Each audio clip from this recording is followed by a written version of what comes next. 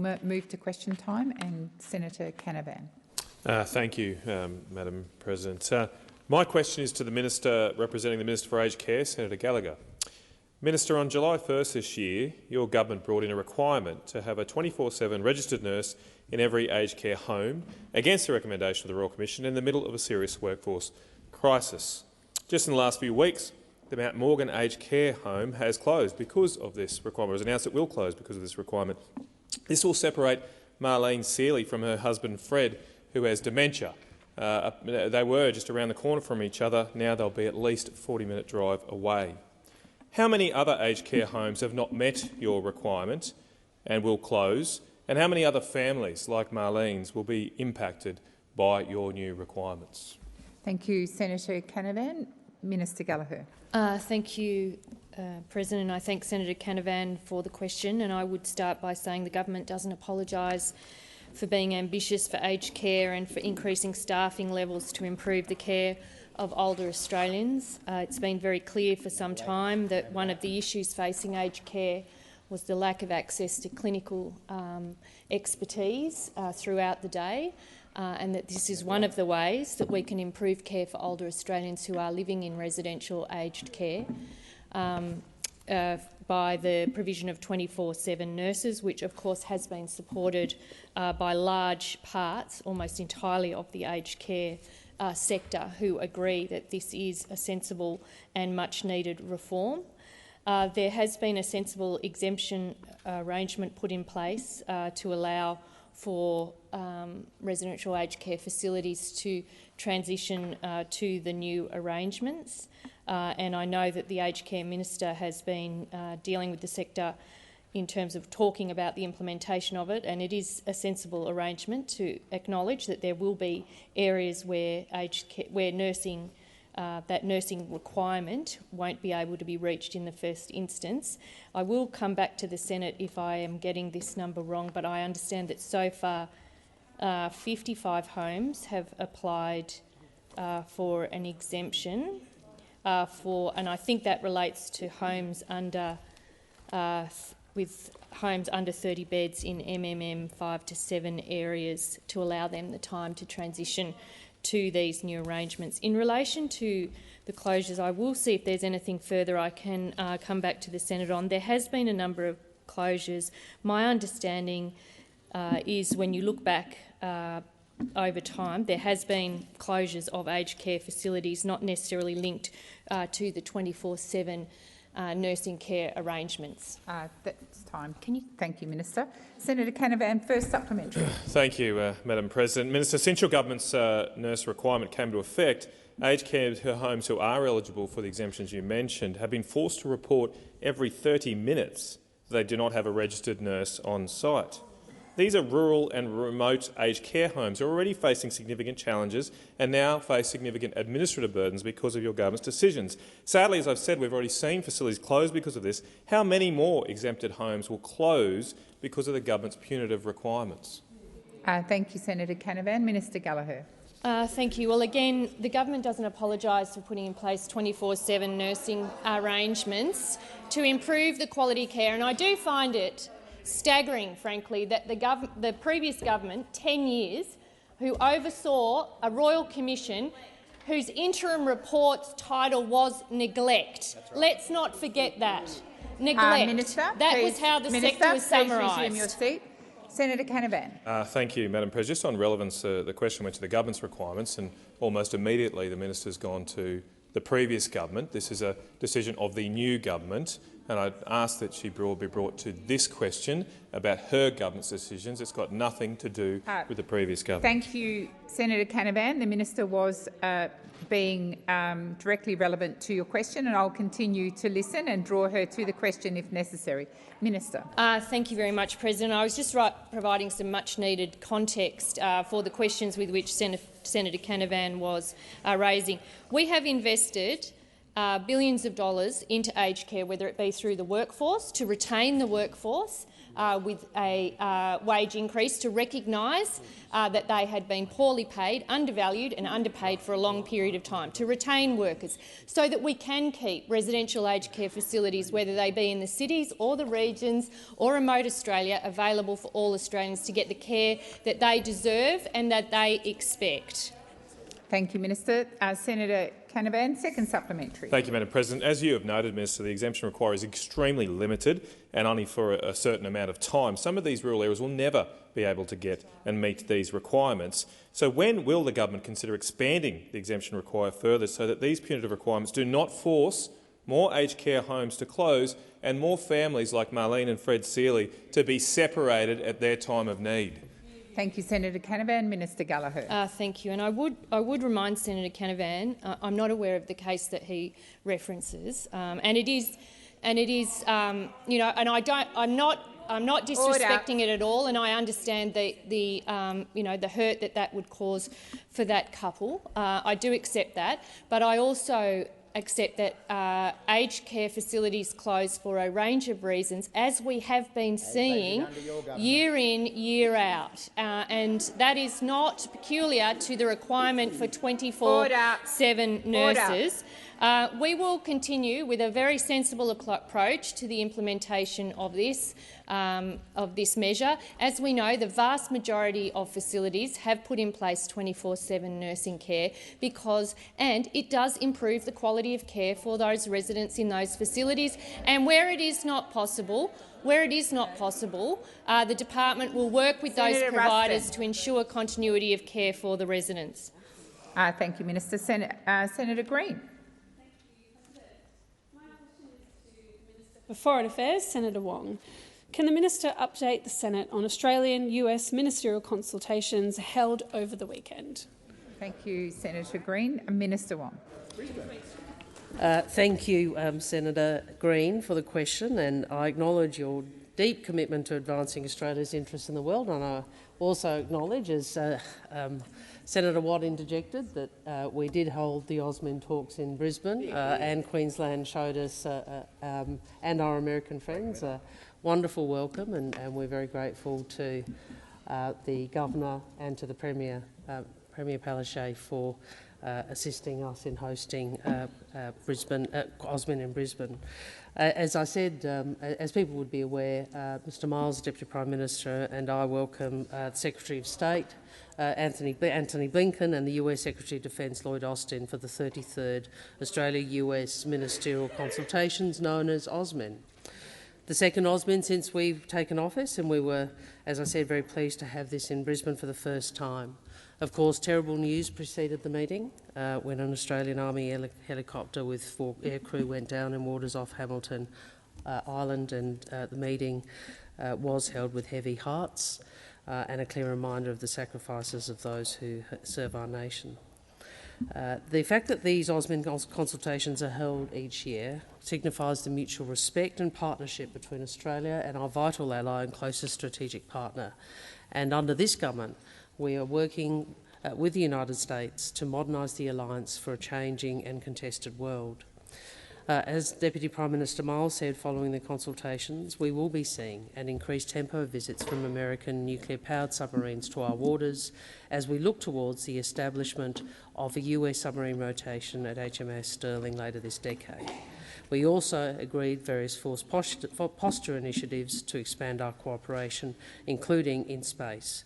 And in a major step forward in our relationship, we are establishing a guided weapons and explosive ordnance enterprise in this country to see manufacture of missiles commence in Australia. Time for answering has expired. Senator Green, first supplementary. Thank you, President. I do have a further question. How are the US and Australia working together for our region? Minister Wong. Thank you, Senator Green, and I do place on record how much of the discussions, obviously there's, we did hold a press conference afterwards to discuss some of the outcomes, but I would say in general terms how much of the discussion focused on how we work together to ensure that our region remains peaceful, stable and prosperous, and for the betterment the security of all nations, including our two nations as members of the alliance.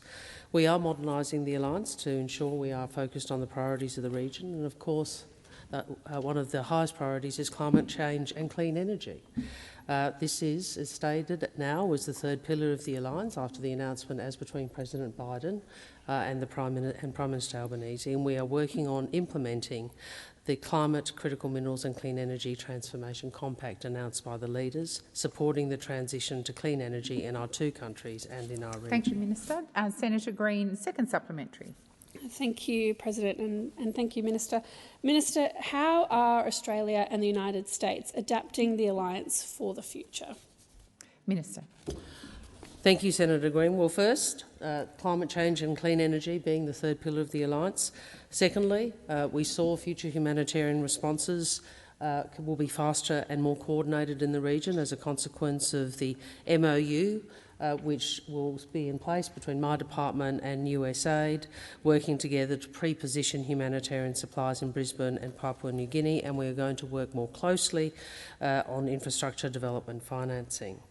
In relation to AUKUS and AUKUS legislation, can I state publicly we are very grateful for the efforts of the Biden administration in respect of defence export control legislation. This is all about creating a more seamless defence industrial base between our countries. This is about our alliance, which fundamentally strengthening our position, fundamentally strengthening our contribution to peace and stability, and fundamentally strengthening Australian sovereignty. Thank you, Minister. Senator Ruston. Thank you, President. My question is to the Minister for Foreign Affairs. Minister, given your government's claims that you knew nothing about Premier Andrews' plans to cancel the 2026 Commonwealth Games, are you concerned that the Prime Minister nor your government was warned of this decision and the impact of the Andrews government's decision on Australia's international reputation? That's a good question. Thank you, Senator Ruston. Minister Wong. The decision to cancel the Commonwealth Games was a decision of the Victorian government, and I know that the opposition wished to try and play a bit of politics with this. Well, I'll take that interjection, and I suggest, Senator, that you might well go to Victoria and express that view. Order. But it is not a decision. It is. Senator Henderson. Senator Henderson, I've called you to order. I ask that you respect that and not continue to call out, particularly to call out to me. Minister, please continue.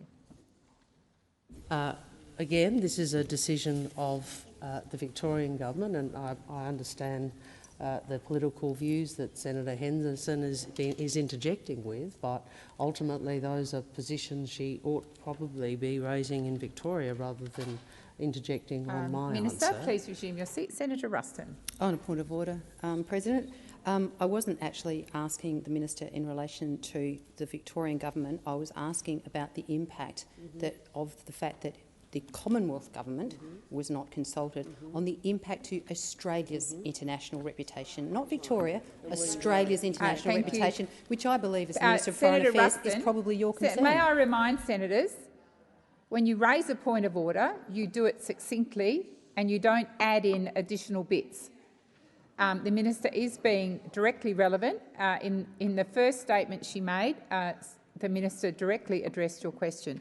Minister, did you have anything further to add? I'm happy to add to the answer. I would make the point that I hope tonight everyone will, in terms of Australia's international reputation and particular major sporting events, I hope that everyone tonight will be watching the Matildas as we take on Canada and find our way into the next round of the World Cup. Minister Wong, please you got anything? Minister Wong, I've asked you to resume your seat. Senator Ruston. Sorry, Senator Ruston. Order on my right. Order. Senator Ruston. On a point of order on relevance, President, as much as I'd love to see the Matildas win tonight and go on to the next round, I was actually asking about the Commonwealth Games, and perhaps the Minister might like to be relevant to it. Thank you, Senator Ruston, and I will draw the minister back to your question. Minister. Well, I was, in fairness, President, I was asked about our international reputation, and yes, we do care about that. And I could go through some history about some of what occurred under the previous government. My point is, the Commonwealth Games decision was the decision of the Victorian government. Yes, the implication is right in the question that obviously our engagement in international sporting events is an important part of our face to the world. Obviously, this is a decision that the Andrews government has made. I make the point that we are in the midst of hosting very successfully, even if you look at the crowds and if you look at the interest in the game, the Women's World Cup, which is one of the biggest international sporting events that is held, full stop. As Foreign Minister, we Thank you, Minister. The time for answering has expired. Senator Ruston, first supplementary. Thank you, President. Minister, does the Albanese Labor government agree with Premier Andrews' decision to cancel the 2026 Commonwealth Games? Thank you, Senator Ruston. Minister Wong. Well, look, as I said, this is a decision for the state government, and I know that Senator Ruston is inviting me to go walk down Scott Morrison's path, which is always have a go at a state government, have a fight at a state government. Obviously, the blame games that we saw as so much. Order. So much a part of the cabinet of which Senator Ruston was a part. But I would acknowledge it is disappointing news. We have acknowledged that. It's disappointing for athletes, it's disappointing for coaches, it's disappointing for sports fans in Australia. I would make the point also that sport is bigger than any one event, and obviously athletes should have the opportunity to compete at home and abroad. What I also would say is, despite that disappointment, obviously the reasons for the decision have been articulated by the Andrews government, and if the senator has issues with that, obviously she's free to contest those in the public Thank you, Minister. arena. Senator Ruston, second supplementary. Thank you very much, President. Minister, given your admission of the disappointment that obviously has been expressed by most Australians for athletes, what do you say to the young Australian athletes who had their hearts set on competing in 2026 and were hoping that that experience was going to be the runway for the 2032 Olympic Games? Thank you, Senator Ruston. Minister. Well, what I would say to them is I do think it's a little disappointing that the federal opposition want to play politics with a state decision. But I suppose if you have very little to say, little to say about anything else, but I would say to athletes, I understand the disappointment. People have trained for many years. They would like to compete on their home turf. Of course, people we can understand the disappointment. What I would say is the decision was made by the Victorian government. It's a matter for the Victorian government to explain the reasons. Order. Order. Well, Senator Ruston, I don't think any of those words came out of my mouth, but that's fine if you wish to put that. I'm simply making the point that this is a decision that Premier Andrews has explained. We understand. Thank you, Minister. That it's the time for disappointing answering has expired. Senator Rice, first Thanks, question. President. My question is to the Minister representing the Minister for Social Services. Minister, the rate of job seeker is way below the poverty line and has been that way for a decade under the previous Liberal government. Your own Economic Inclusion Advisory Committee said that it was seriously inadequate. Why didn't you listen to that committee and commit to, and I quote, a substantial increase in the base rates of job seeker payment and relating working age payments as a first priority, rather than implementing the totally inadequate increase that is essentially just a continuation of Liberal Party policy? Thank you, Senator Rice. Minister Farrell.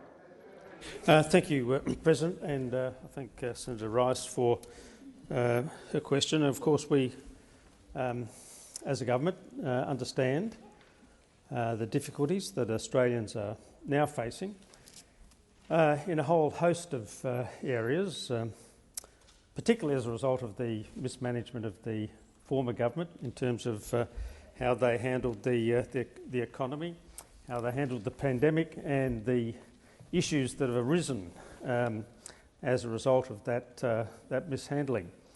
When we came to government, we would have liked to have fixed every single economic problem that Australians are facing, but that simply wasn't possible in our first 15 months in government. But we do understand the problems.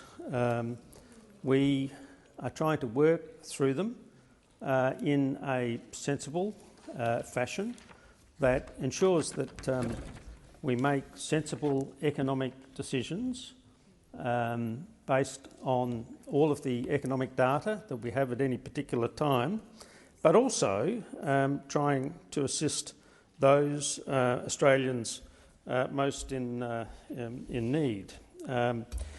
I think it's fair to point out that the rates of JobSeeker and Youth Allowance and other working age and student payments will rise by $40 a fortnight from the 20th of September. So it's not as if the government is not doing things in this space.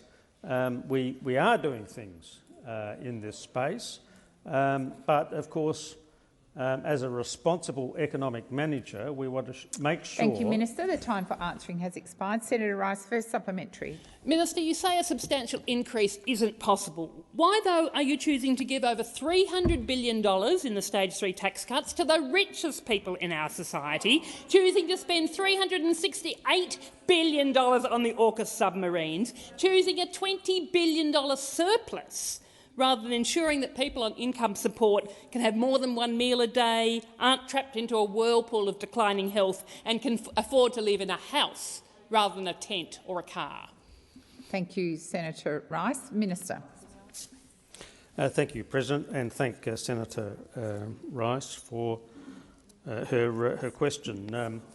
And I reject the implication in your question that this is an uncaring government. We have made decisions in the budgets that we have presented since coming to government, where we try and assist those Australians that are most in need and most vulnerable. And I can repeat what I said before, and that is that the rate, particularly of JobSeeker, will increase by $40 a fortnight on the 20th of September.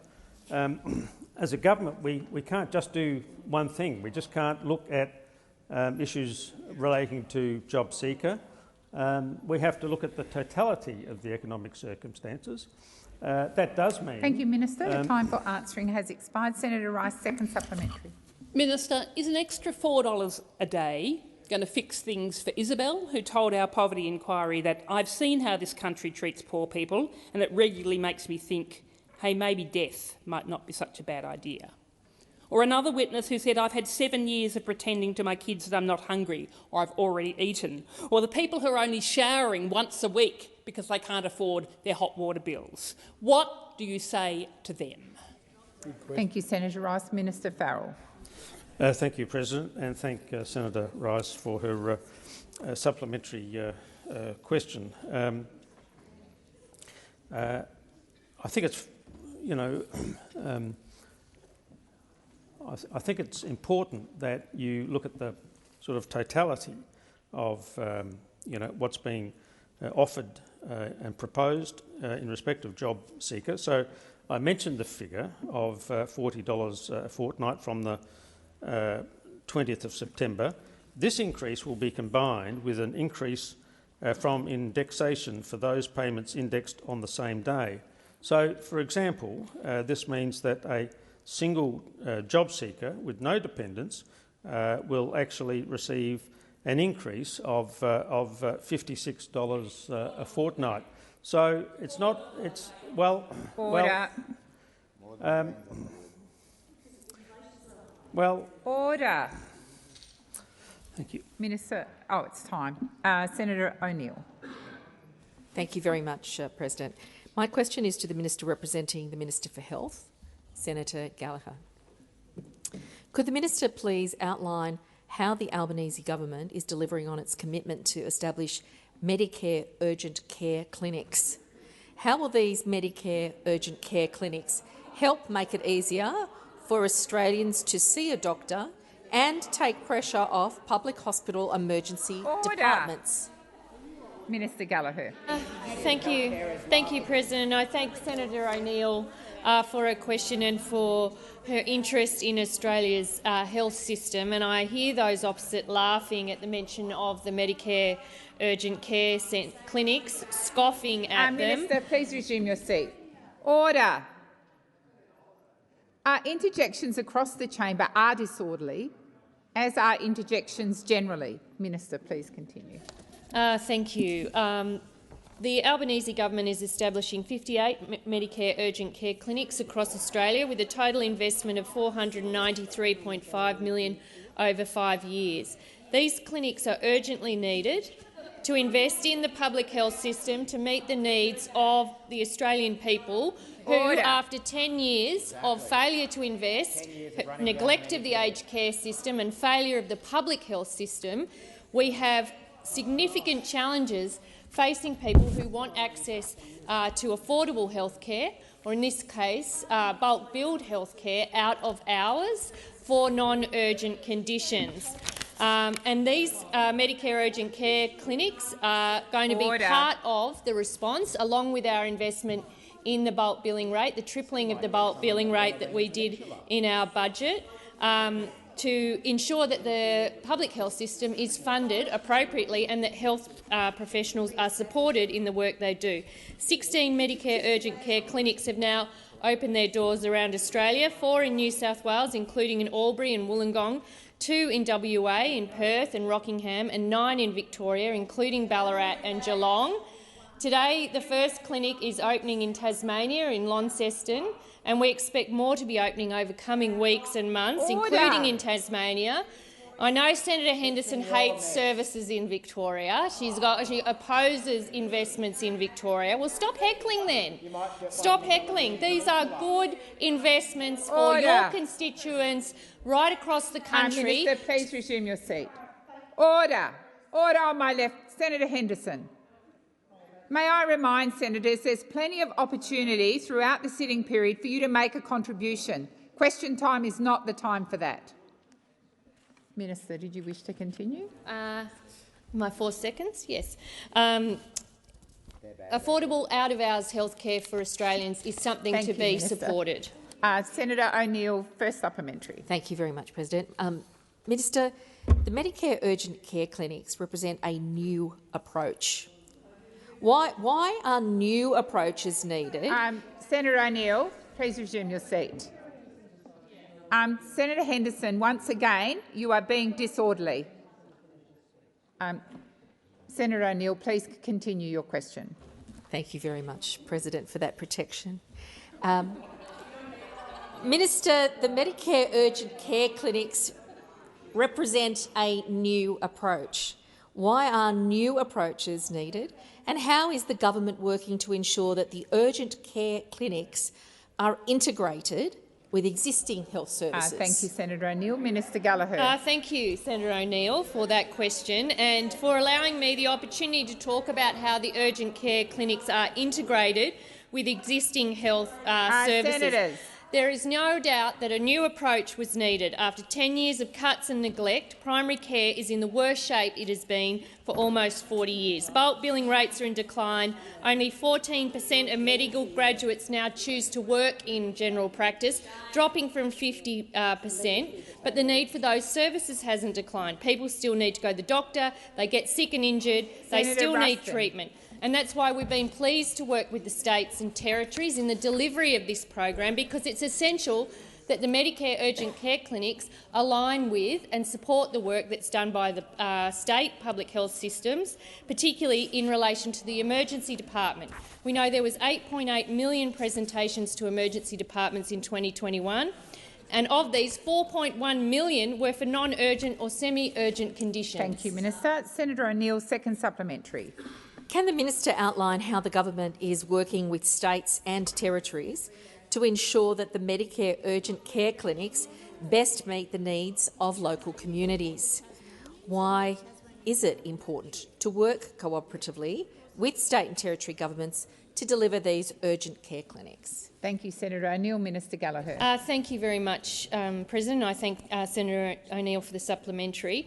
We are very keen to ensure that the Medicare urgent care clinics meet the health needs of local communities, and so we aren't imposing a one-size-fits-all approach, and it is important that we work cooperatively. I know that's a foreign concept to those over there, with state and territory governments, primary healthcare networks and health professionals on the ground to ensure that these clinics are jointly designed, implemented and integrated with the local hospital and health system.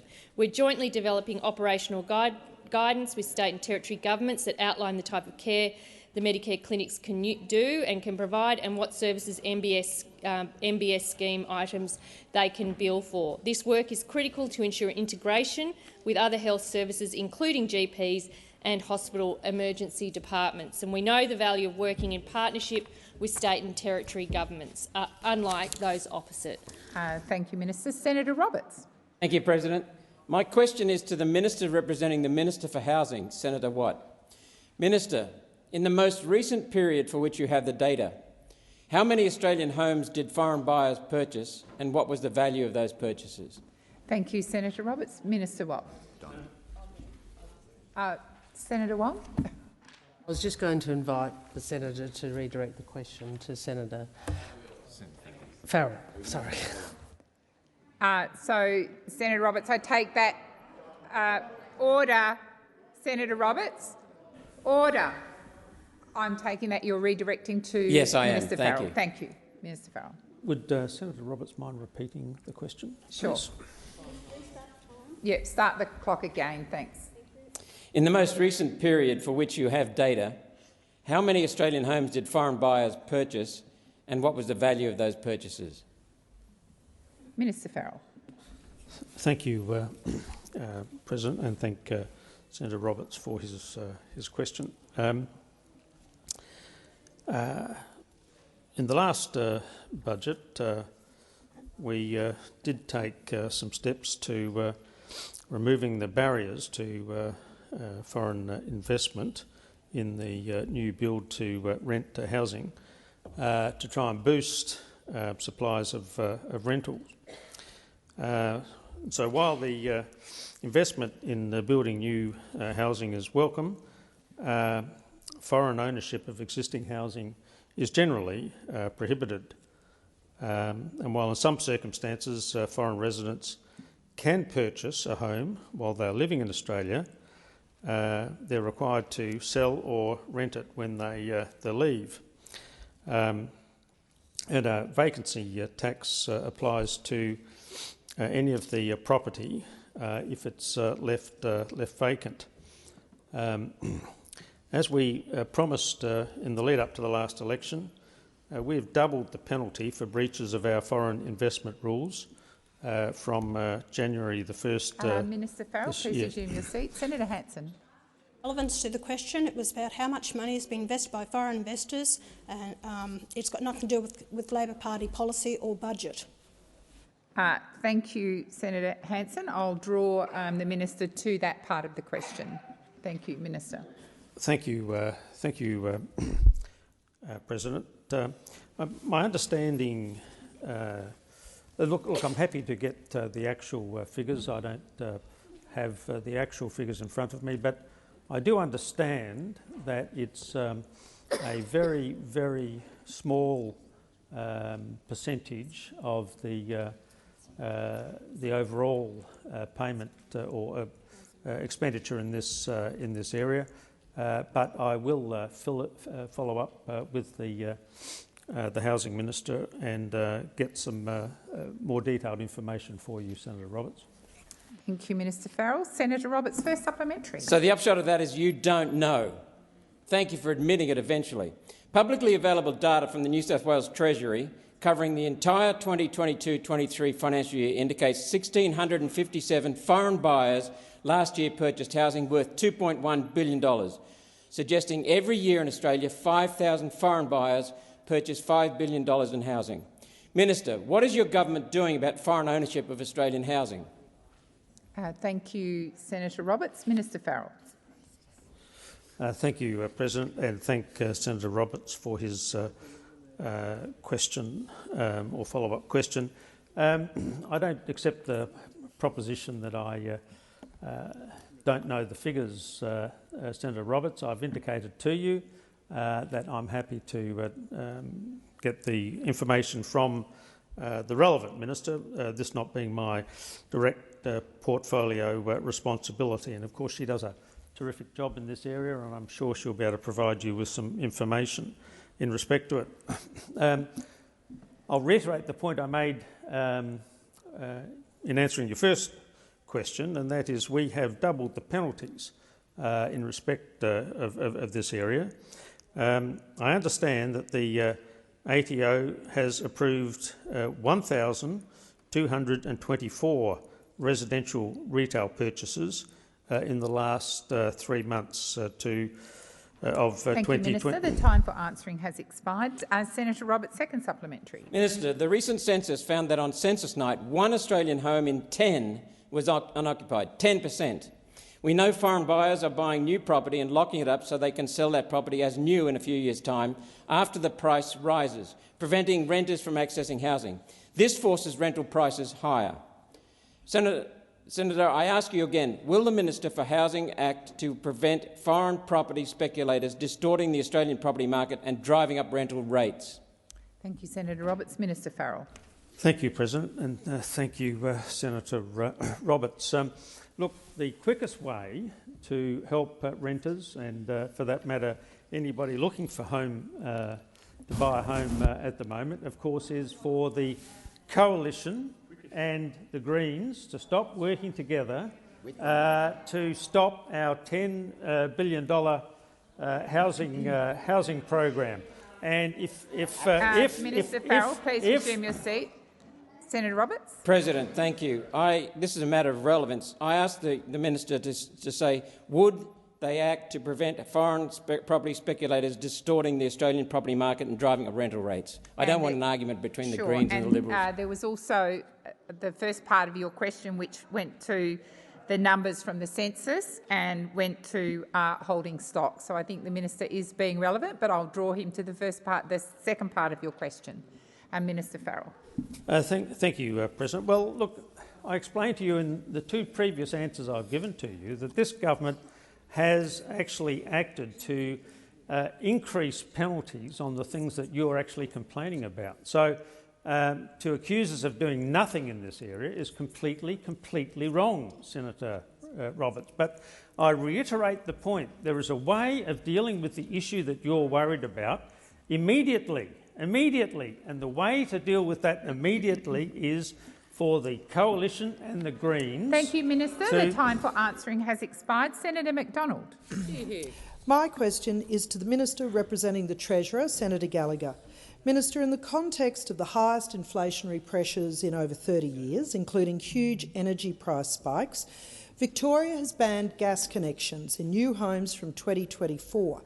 According to Victoria's own energy reporting, average per unit electricity price are 2.6 times higher than gas. Minister, how does forcing Australians away from cheaper gas ease cost of living pressures? Thank you, Senator McDonald. Minister Gallagher. Thank you. Well, I will start by reminding those opposite that they voted against the price caps and the energy bill relief that we put in place in December last year, which has significantly lowered— Order. Minister, order. Order on my left. Order. Minister, please continue. Are you a bit embarrassed about that one? Thank you. Which voted against those price caps, which has significantly lowered the price that households will be paying this Order year, on my left. as supported by and acknowledged by the Reserve Bank, by the Minister, Treasury, please resume your seat. Order. Order. Senator Brown. Minister, please continue. Thank you. So the government's focus, the Albanese government's focus, has been to put downward pressure on energy prices, including the energy bill relief that will flow to people's 5 million Australians' winter bills in the next little while. Our support for energy upgrades and energy efficiency, and in fact, and in gas, is that it does have a role to play as we transition to a net zero economy. It is not federal policy to ban gas connections, but we do acknowledge that states and territories also are implementing their plans around their transition to net zero as well, and that this is a matter, really, a question that should be asked of the Victorian government, but I can certainly stand here and answer the steps that we are taking. We are mindful. We know that energy prices are hitting households. That's exactly why we took the action we did in December last year. We got ahead of it. And again, let's not forget, when we came into government, we had an energy crisis on our hands that the Minister Bowen was dealing with from day one, to stabilise energy markets, to manage it, to work across energy providers and other stakeholders, and do the work that, frankly, should have been done by those opposite in the 10 years they were in government. Senator McDonald, first supplementary. Minister, was your government consulted prior to Victoria announcing their decision? Was this a topic at the recent AusMin conference? And will you provide assurance to Australian families struggling with the cost of living and rule out any plans to extend this ban on gas connections across Australia? Thank you, Senator McDonald. Minister Gallagher. Thank you. Well, I would again say it's not federal policy to ban gas connections, but this is an area where the states and territories have responsibility. Certainly from our point of view, we're not considering a nationwide ban on new connections, but recognise that states and territories are having to consider the future of gas in their own energy mix. Order. In terms of consultation, my answer to that is that I know Minister Bowen and Minister McAllister work very collaboratively with state and territory colleagues about how to transition Australia in an ordered way to a net zero future, which, you know, used to be your policy too, I think, net zero, wasn't it? Although, yeah, you just didn't have any detail about how you'd get there. But we do work with state and territory governments because we have to work together in the national interest. Thank you. Before I call you, Senator McDonald, I'm going to remind senators in the chamber that conversations and calling out across the chamber is incredibly disorderly. And I would ask all senators to listen respectfully to the questions that are being asked and the answers being provided without the constant interjections. Senator McDonald, second supplementary. Minister, Labor governments across Australia, including the ACT government, continue to introduce policies that drive up the cost of living pressures, like banning access to cheaper energy. Why do Australians always pay more under Labor? Thank you, Senator McDonald. Minister. Well, that's simply not true. It's simply not true. And the example you give in relation to the ACT, which went to 100% renewable energy years ago when I was still in the Assembly, actually saw their bills go down this year because they are using a renewable energy mix, which is cheaper often than other sources of energy. So it's simply not true. And we have been 100% focused on meeting cost of living pressures or supporting households to deal with cost of living pressures, including in the area of energy, which we inherited, frankly, a total and utter mess when we came to government, and we have been methodically working through it, including the legislation that this Senate passed without your help at the end of last year, which put downward pressure on those energy bills, and supporting households, 5 million households to have support Senator on their Duniam. winter bills that you also opposed. Thank you, Minister. Senator McKim. Thanks, President. My question is to the Minister representing the Minister for Home Affairs, Senator Watt. Minister, offshore detention has been a humanitarian catastrophe. It's resulted in murder, death, rape child abuse, including child sex abuse, armed assault by military forces and deliberate government-sponsored attempts to kill people by withholding food, drinking water, electricity and medical support. It was deliberately designed to harm innocent people, including children, by making their lives so unbearable that they were coerced into returning into the dangers that displaced them from their homes in the first place. The cruelty was a feature, not a bug, and now there are credible allegations of serious and systemic corruption involving millions of dollars of Australian government money. Will the government establish a royal commission Thank you, Senator into McKim. immigration The time detention? for asking your question has expired. Minister Watt. Thank you, President, and thank you, Senator McKim, for the question. Last week, I think we all saw that a number of very serious issues were raised concerning the administration and governance of regional processing contracts and payments under the former coalition government. These are concerning allegations, and Mr Dutton, as the former Home Affairs Minister, has a responsibility to explain what happened on his watch as Home Affairs Minister. When these relevant revelations came out, the government sought and received an immediate assurance that contracting and payments are being made according to law under this government. But we do need to get to the bottom of what has happened with taxpayers' money. As soon as these matters were raised, the government took action to be assured that governance arrangements were appropriate and called for evidence to be shared with the appropriate authorities. Now, Senator McKim, you may not have been aware of this, but just before question time today, the Minister for Home Affairs announced that the government will appoint Mr Dennis Richardson AC, a former Secretary of the Department of Foreign Affairs and Trade and Director General of ASIO, to conduct a review of integrity concerns and governance arrangements for the management of regional processing administration by the Department of Home Affairs.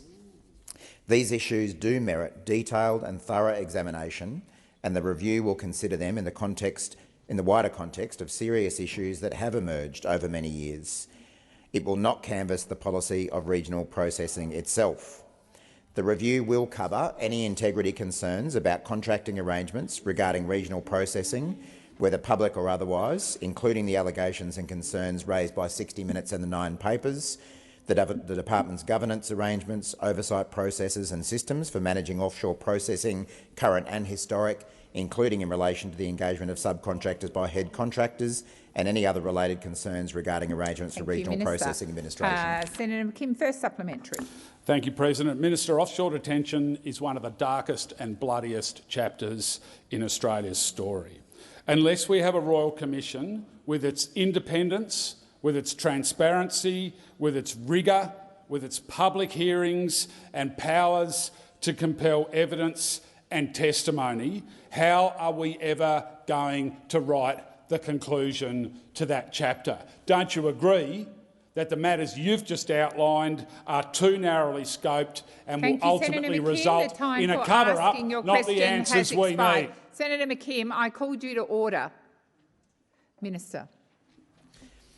Thank you, President. Well, no, this government does not have any intention or any desire to assist with a cover-up of the claim that Senator McKim is making in his usual overreaching style. And I have, and the government has, full confidence in Dennis Richardson as one of the most esteemed public servants this country has produced to deliver a fully independent and thorough review, and that's why we have appointed him to do so. In conducting the review, Mr Richardson will have regard to previous and any ongoing investigations, including by the AFP, AUSTRAC and the National Anti-Corruption Commission. He will seek information as appropriate and necessary from any Commonwealth agencies to support this inquiry, and I can confirm that the Minister has sought the full cooperation of her department in this regard.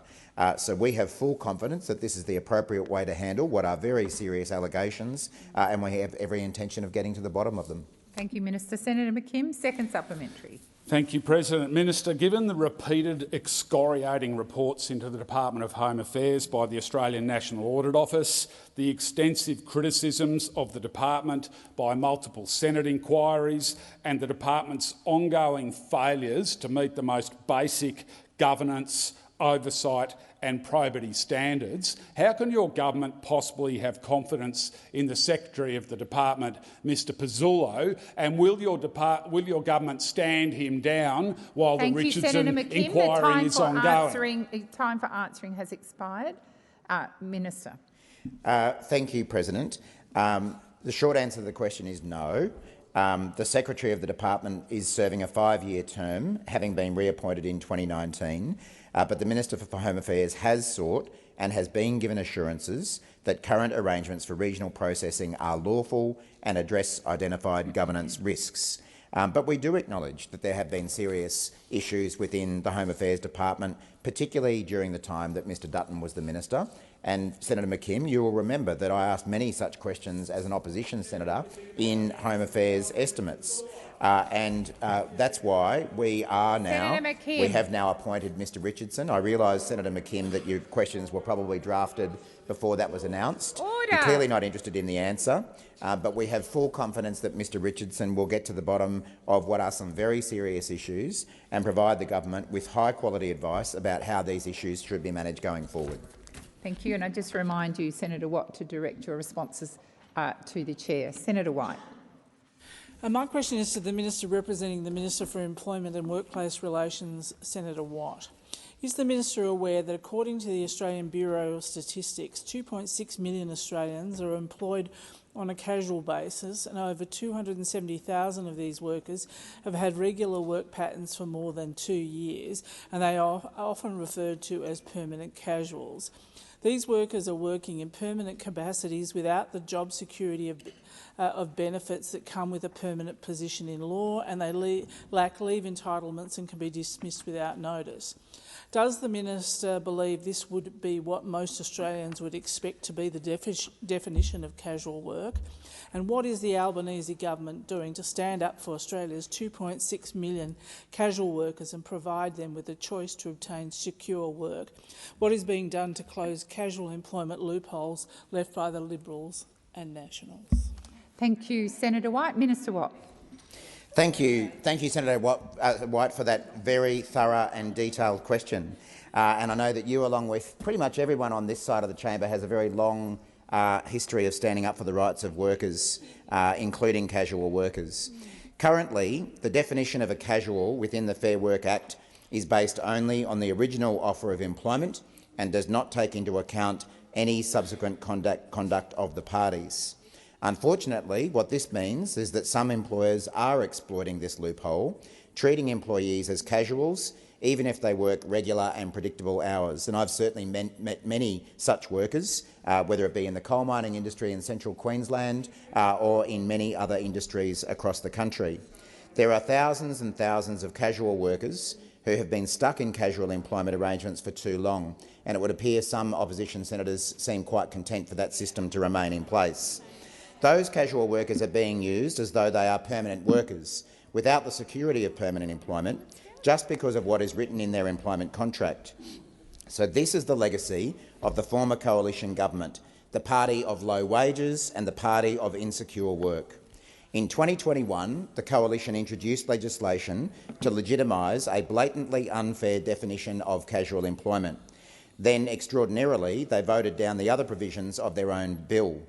The minister at the time, and I wonder who that might have been, oh, that's right, Senator Cash, and the coalition government voted against criminalising wage theft and the Better Off Overall test because they were so focused on taking rights away from casuals. That's Senator Cash's record as the IR minister and the coalition government at the time. So what was left was an unfair and unreasonable definition that has now been in effect for 2 years. If the contract said you were working as a casual, that was the end of the story. So the Albanese government's workplace relations reform agenda will introduce a new, fair definition of casual employment. Thank you, Minister. That will the time benefit for all. answering has expired. Senator White, first supplementary.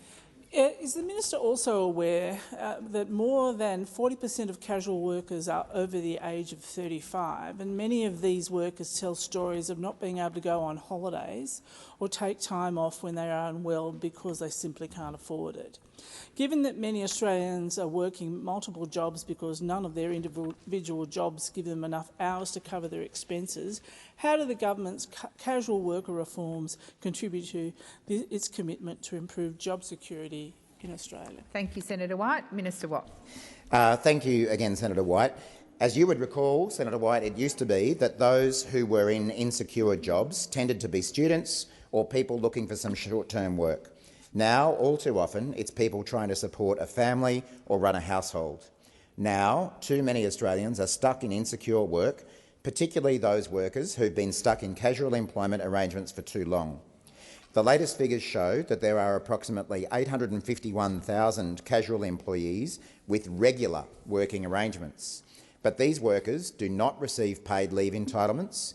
They may struggle to make financial plans for the future.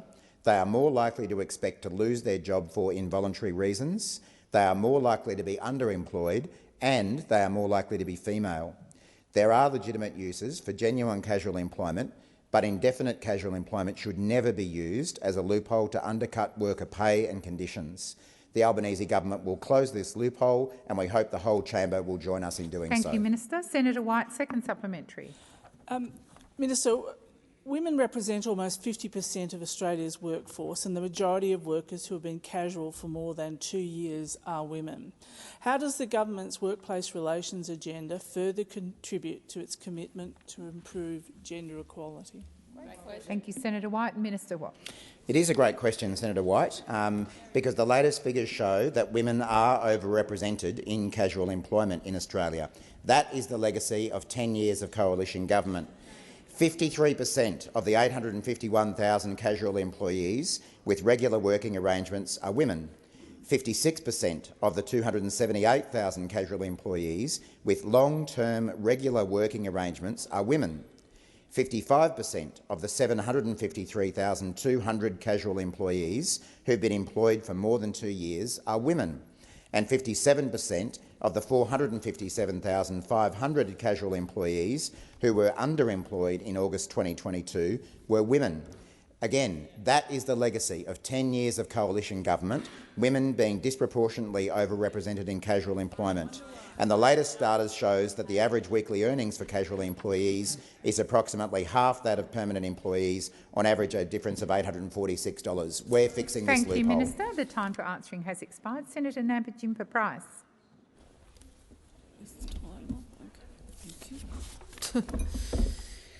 My question is for the Minister representing the Minister for Indigenous Australians. In the October 2022 budget, the government announced $5.8 million for an independent Makarrata Commission. What does the Minister expect this commission to do? Thank you, Senator Nampijinpa-Price. Minister. Thank you, President, and thank you to Senator Nampijinpa-Price for the question. As Senator Price would know, we have made substantial investments through the May and October budget to ensure that we are supporting improvements in outcomes, and particularly in closing the gap in those key priority areas for Australians First Nations people, and frankly ensuring that those investments are targeted. Sorry, Senator. Minister, please resume your seat. Senator Nampijinpa-Price. Point of order on relevance. Order. I've got a senator on her feet. Sorry, Senator Nampijinpa-Price. Would you start again? Thank you, President. Point of order on relevance. I'm speaking specifically to the $5.8 million for Makarrata Commission. Thank you. I'll draw the minister to that. To your question, Minister. But it's in the context of yes, it is. It is, and I'm happy to get to it. And I give you a commitment. I will get to it. I am talking about the investments we made, because we made a number of investments. The senator's question goes to investments made in the budget, including, I acknowledge, the Makarrata Commission, which I will get to, but I am also saying that the government is doing a range of things to support additional investments in First Nations communities to deal with the gaps that we have in terms of health outcomes, in terms of engagements with the legal system, in terms of Minister housing. Gallagher, please resume your seat. Minister, please resume your seat. Order on my left. I've called a number of you, Senator Ruston particularly. The interjections are disorderly. Minister, please continue. Thank you. And that investment is to support one element of the Uluru Statement from the Heart, which included constitutional recognition through a voice to our nation's parliament, Senator Ruston, truth-telling and treaty. Minister, please resume your seat. Order on my left. Senator Henderson, order across the chamber. Order. Minister, please continue. Well, I mean, that's been around since 2017, so I don't know if you've had your head in the sand since. You had your head in the sand since then, Senator Henderson. Minister, please resume your seat. Order. Senator Ayres. Senator McKenzie. I have reminded senators that comments across the chamber are disorderly, as is the noise level. Minister, please continue. Thank you. So the government has been clear that we will establish an independent Makarrata Commission to oversee a national process for agreement-making and truth-telling. Thank you, Minister. Senator Nampijinska-Price, first supplementary. Sorry. Thank you, President. In an interview last week, the Minister for Indigenous Australians said the Makarrata funding was really code for treaty. Can the Minister confirm that this is correct? Thank you, Senator. Minister Gallagher. Thank you. Thank you, President. The Makarrata Commission will fund and support local models of truth-telling in partnership with First Nations communities, community and church groups and other levels of government. The Commission will create an official record of the stories being told and heard, including stories of survival and culture, colonisation, massacres, discrimination and resistance. And the Commission will also work closely with a First Nations voice when it is established. I think that is well understood. I'm not sure the concern that's been raised over here, what that's about, because people have understood that the Makarrata Commission is an important Minister, please part. resume your seat. Minister, please resume your seat. Senator Nampijinska-Price. Thank you, President. On a point of order, does the Minister agree with Minister Burney's comments? Thank you, Senator. The Minister is being relevant. Minister, did you wish to continue? Thank you. I think I've answered the question. I have explained what the role of the Independent Makarrata Commission would do. I support the work of Linda Burney. She is an incredible Member of Parliament, and she's doing an incredible job in leading this and ensuring that people understand the positive impact. Thank you, Minister. Of the a time voice for answering through has expired. Senator Nampijinska-Price, second supplementary. Thank you. I'll take that as a yes. Why does the Prime Minister say this is not about treaty, yet his Minister for Indigenous Australians seems to think so? Can the Minister explain to us who is right and who is wrong? Thank you, Senator. Minister. Thank you. The government is focused on supporting the Yes campaign to support constitutional recognition through a voice to Parliament. We believe that working together on this generous offering from First Nations people around how to bring the country together is around consultation and listening, recognition through the Constitution of the rich history of this country that dates back 65,000 years. We are working together with First Nations communities around the country on this, and it's about bringing the country together. Minister, please resume your seat. Senator Nampijinska-Price. Thank you, Madam President. Point of order on direct relevance. Can the Minister please explain to us whether it's the Prime Minister who is correct or the Minister for Indigenous Australians? Thank you. The Minister's just informed me she's finished her answer. Senator Wong. I ask that further questions be placed on notice.